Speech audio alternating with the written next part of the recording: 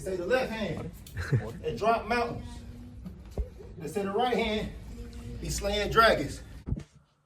All right, so we're going to go ahead and continue the long-standing tradition of covering Japanese boxing here on True School Sports. True School Sports, the #1 source for Japanese boxing in America. Listen, guys, this isn't exclusive. It's a very important story because it involves a fighter that I'm very, very high on.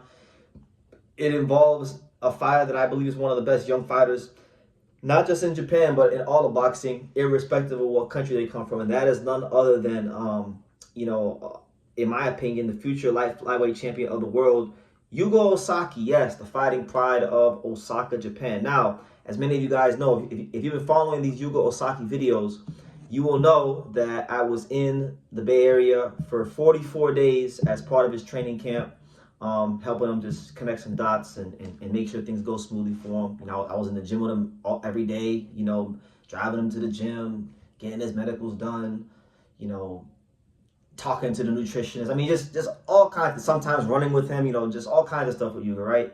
That's my guy. And I really class him highly as not just as a fighter, but as a person. And I want the best for him as a fighter, right?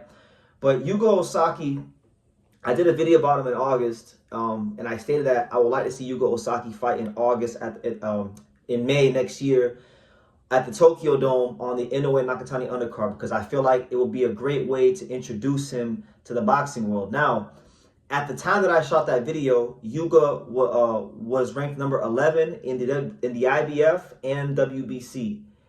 And I checked the rankings a couple days ago, and Yuga's ranking has increased in the IBF and WBC. He was 11 in both. He went from 11 to 8 in the WBC, and he went from number 11 to number 7 in the IBF. So that's very interesting because Yuga hasn't fought since December of last year, and it's very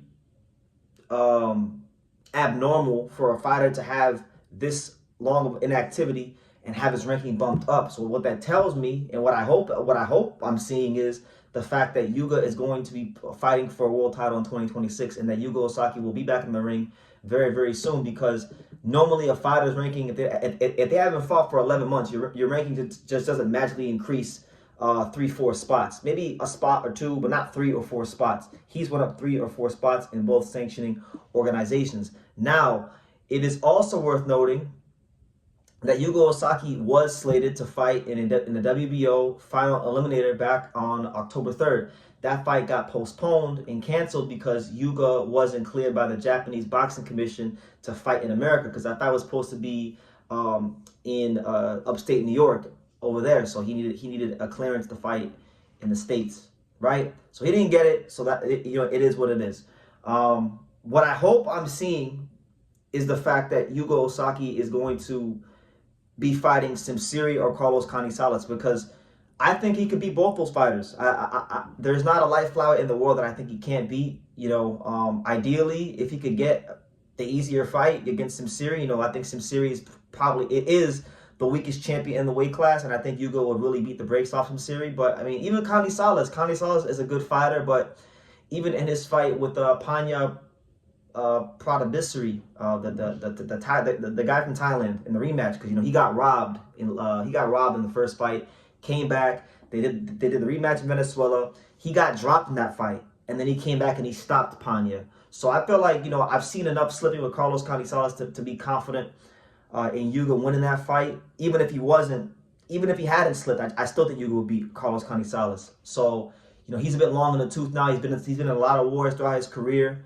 I think Yuga could beat him. I think Yuga could beat Simsiri. So look, this is my plea, and this is my just getting it out there to the boxing world. Hopefully you guys that come across this video can get behind me on this.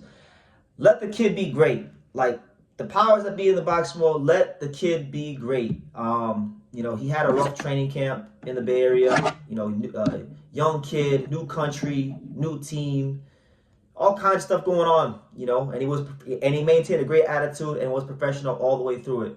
I would like to see Yuga Ozaki get a chance to fight 3 times in 2026. I want to see him fight to get active, fight for the world title, and defend the title all in 2026. I feel like that's what should happen for him, you know. And the only thing that'll stop this kid from being the fighter that I know he is just if they don't allow him to get the fights. You know, he's He's done what he's needed to do. He signed with the people that, traditionally speaking, get the Japanese fighters the big fights. So now it's up to them. They got to give him the opportunity to show what he can do to the world, because Yuga can box. He's got great speed. He's athletic. He can punch with both hands. He's a hard guy to deal with, and he punches hard. I've seen him in the gym. I've seen Yuga Ozaki spar featherweights. I've seen him spar bantamweights. I've seen him spar bigger guys than him, and with sparring gloves on, do his thing. Do his thing in the gym. And I can't, with 8-ounce gloves on, I can't imagine what it would be like to watch him fight in person with 8-ounce gloves on, because he can really punch. He's got great speed, and the thing about Yuga is he's 22 years old, and it's his mind. He learns real quickly. He makes adjustments really fast. If you tell him something, he's gonna learn it real quickly. It's his adaptability and his IQ that I think is gonna be one of the greatest attributes of him moving forward. So yeah, that's my video on him. His ranking has increased, and I think a world title shot against presumably Carlos Canizales or the Thailand fighter Sim Siri for the IBF or WBC world title. I think those things could be in the cards for 2026. But we shall see, guys. Takami and Santiago got to sort out their business. We're going to have unified champions soon. So I think in the meantime, Yuga Ozaki will be in position to pick off either the IBF or WBC belt. And I hope that he can just get active again so he doesn't lose his ranking. So leave your comments down below. Make sure you guys take the time to subscribe. And like I say in every single one of these videos, you can love me or you can hate me, but I'm just a kid from Dania. So until next time, take care, guys. Thank you for watching True School Sports. Thank you for watching another video on the untouchable True School Sports empire, the home of boxing. We're on the road to 100,000 subscribers, guys. So help us keep being great. Help us keep pushing out that real boxing content for the fine folks all around the world. And make sure you jab, you hook, you Mike Tyson, you Mayweather that subscribe button. Pops, show them how do they gotta hit the subscribe button. Pop, pop, pop.